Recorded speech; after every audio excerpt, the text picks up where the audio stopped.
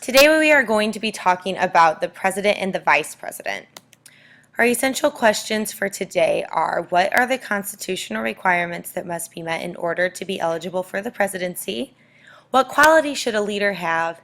And what are the roles and duties of the vice president? Remember, at any point during this lecture, you may pause to take notes or rewind if you've missed something. First off, let's talk about the qualifications of the presidency. We've talked about the constitutional requirements before, but let's quickly recap them. The first one is that you must be a natural-born citizen of the United States. The second one is that you must be at least 35 years old. And the third one is that you must be a resident of the United States for at least 14 years before taking office. Now, there are also some unofficial requirements to being president. It's crucial that you've had experience in government. Most presidents have served in either the House or the Senate, and many of them have been a vice president. We've also had former governors become president. You also need to have large amounts of money. Now, this can come from your personal money or just the ability to gather a lot of campaign contributions. And thirdly, you need to have moderate political views. We have never had a president who has had extremely liberal views or extremely conservative views, although some people might argue that most presidents are right in the middle simply because that's where the most people in the country lie. So what does the president usually look like? If you look at the pictures of the past 44 presidents, you can see that the majority of them are white and they are all males. They're usually going to come from a Northern European background. They're also going to come from a middle class background, and you might be confused by that because I just said that you needed to have a lot of money to run for president, but most of them do start out in the middle class. We have had some very poor presidents, such as Abraham Lincoln. We've also had some presidents come from very wealthy families, think Theodore Roosevelt and Franklin Roosevelt. But for the most part, most presidents start their lives firmly in the middle class. Almost all of them have been of the Protestant religion, one of the Protestant religions. JFK was a Catholic, our only Catholic president. Barack Obama is our only black president. The rest have been white. They've all been male, and they are all middle-aged. We know that you have to be at least 35 to even run for president, and most of them don't become presidents until their 50s. The next thing we're going to talk about is the leadership qualities and skills that a person who wants to be president needs to have. One of the most important things that a person running for president can have is the ability to understand the public. They need to know what the public wants, what they're looking for in a leader. A good example of this, actually a bad example of this would be President Hoover, who during the Depression didn't really provide the public any support to help them get out of the Depression. And a good example of this is FDR, who took over for Hoover and talked to the people with his fireside chats and encouraged them and was very transparent with them and gave them all this information about what he was going to do to make their lives better. He understood that they needed reassurance in their time of need, and he gave it to them. The second quality that a person needs to have is the ability to communicate. They need to explain their policies clearly, and they need to present their ideas in a way that inspires public support. The third thing a person needs to have is the ability to compromise. You can't expect to always get what you want. You need to know when you need to give a little. You need to be able to choose your battles, and you need to be able to know when to stand firm. And the fourth thing they need is political courage.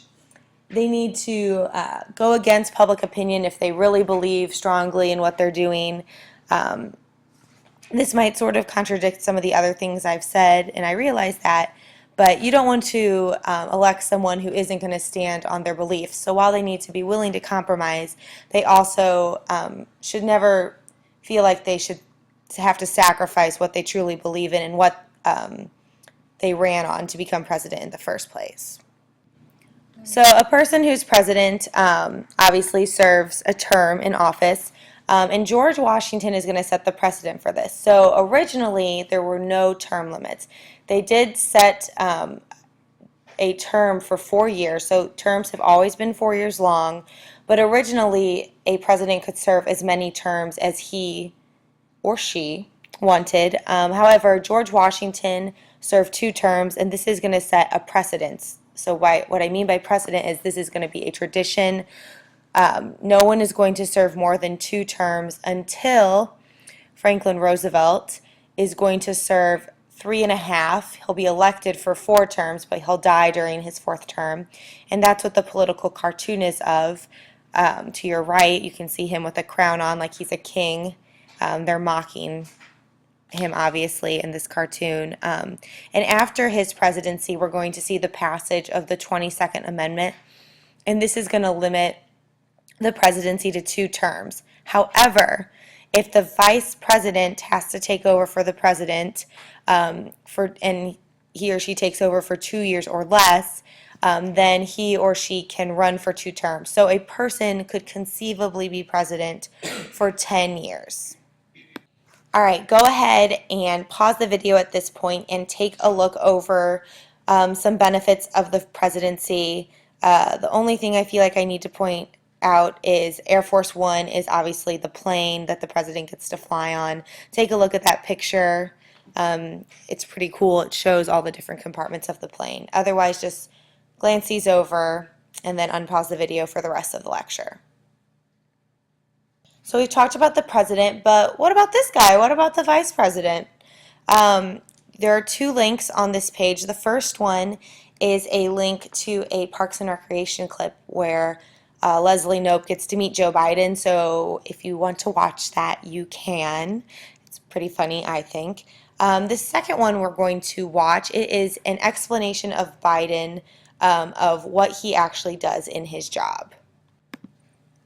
Hi, I'm Damon Weaver, and I'm here with Senator Joe Biden. Thanks for picking me. Well, thank you, man. Since you are trying to be the vice president of our country, can you please tell the students at my school what a vice president does? Well, a vice president helps the president do 2 things. Helps the president get elected and helps the president run the government. And so with the vice president, if it really works well, the vice president is someone the president's making really tough decisions like, do we go to war? Do we spend more money for education? Do we help kids get to college? That the vice president sits in the room and says, no, Mr. President, this is what I think. And it's got to be somebody the president trusts in order for him to be able to work out a deal where they govern together. And that's what kind of my job is, Damien. I've been a senator a long time. There's a lot of things I know a little bit about. And my job is to say to Barack Obama when I think he's wrong, well, Barack, what do you think about this? That's what he wants me to do. And my job is, when he makes a decision, to help him get it enforced. And All right, so we just heard a little bit from Joe Biden explaining what his job is. And that is really a pretty modern explanation of the vice presidency. If we look at the Constitution, it only lists 2 duties for the vice president. The first one is that they preside over the Senate and is the tiebreaker, which we already talked about when we talked about the legislative branch. So he breaks the tie if any votes come to a tie, pretty obvious. And his second duty in the Constitution is that he takes over if the president is unable to do his or her job. And we learned about that when we talked about the 25th Amendment a few days ago. So these are the only constitutional duties of the vice president. However, things have changed. It has definitely evolved into a stepping stone position. So what I want you to do now is click on this link or copy and paste this link into your browser and read an article that explains how the vice presidency has evolved over the years. It's a very short article. All right, congrats, you've made it to the end of the lecture. If you're feeling any confusion, just make sure you can answer these essential questions. You can take a look at them. Here they are again. If you have any questions, bring them to class tomorrow, and thank you for listening.